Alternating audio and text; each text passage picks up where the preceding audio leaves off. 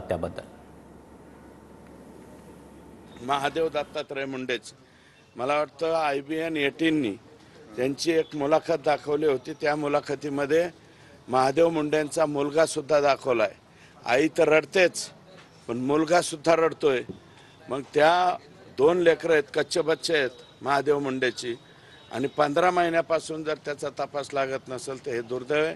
आज SP साहेबांना भेटलो. SP साहेबांनी कबूल केलं की परळीचे पोलीस याचा तपास करणार नाहीत, त्याच्याऐवजी मी LCBला ते हँडओव्हर करतो. LCBला हँडओव्हर करताना सुद्धा मी SP साहेबाला एक विनंती केली, LCBचे जे प्रमुख आहेत शेख का कोण यांना सुद्धा आखांनीच बसवलेलं आहे. त्याच्यामुळं LCBचे शेख वगळून LCBला ही केस द्या अशा प्रकारची विनंती त्या ठिकाणी मी केलेली आहे. अण्णा संतोष देशमुख खून खटल्याच्या तपासामध्ये वेगवेगळे व्हिडिओज बाहेर येतात, वेगवेगळे खुलासे बाहेर, त्या संदर्भात काही चर्चा झाली का SP साहेबांची?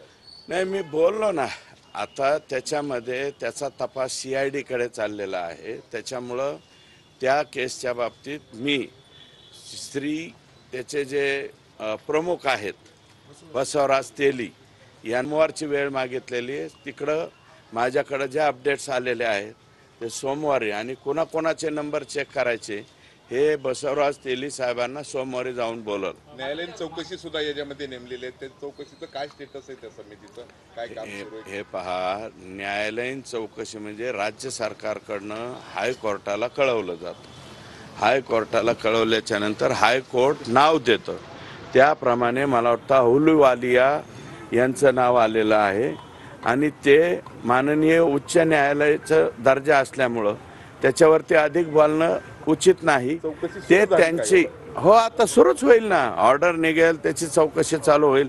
पोलीस SITचं काम करील, आणि जी याच्यामध्ये न्यायालयीन चौकशी नेमली ती न्यायालयीन चौकशीचं काम. या संदर्भात मी आज जे आलेलो आहे ते मी महादेव मुंडे यांच्या मर्डर प्रकरणाबद्दल आलेलो आहे. महादेव मुंडेचे खुनी पुढच्या 15 दिवसाच्या आत सापडले पाहिजेत अशा प्रकारची विनंती मी इथं केली. बाहेर आली, पोलीस अधिकारी अण्णाला बोलतो आर्मीकरणाला गुन्हा दाखल करू नका असं रेकॉर्डिंग व्हायरल झाली. हे कोणीतरी, मला वाटतं काय नाव आहे त्यांचं, मिस्टर बल्लाळ देव, त्या प्रभासच्या पिक्चरमध्ये होता एक बल्लाळ देव. मिस्टर बल्लाळ हे जे असे वागणारे लोक बीडमध्ये बरेच झाले.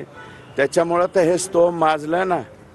बीड जिल्ह्यामध्ये हे जे प्रकार झालेले आहेत, पोलीस बळ आमचं पूर्णपणे बदनाम झालं. मुन्नी बदनाम हो गई तशी अवस्था आमच्या पोलीस बलाची झाली. त्याचं कारणच हे आहे. ते असे बल्लाळसारखे, आणि त्या दिवशी बघा नुसतं कालचाच व्हिडिओ काय घेऊन बसले. वाल्मिक कराड यांना कोर्टातून जेलमध्ये नेताना वाल्मिक कराडचा संतोष कांबळे नावाचा PA कसा बसल त्याच्याबरोबर याची काळजी सुद्धा बल्लाळ घेत होता. तो व्हिडिओ नाही का तुमच्याकडं? तो सुद्धा व्हिडिओ दाखवा ना, त्या दिवशीचा तो व्हिडिओ दाखवा. तोच म्हणतोय संतोष कुठे, या लवकर, रोहित लवकर या. अरे बाप रे, अरे काय चाललंय.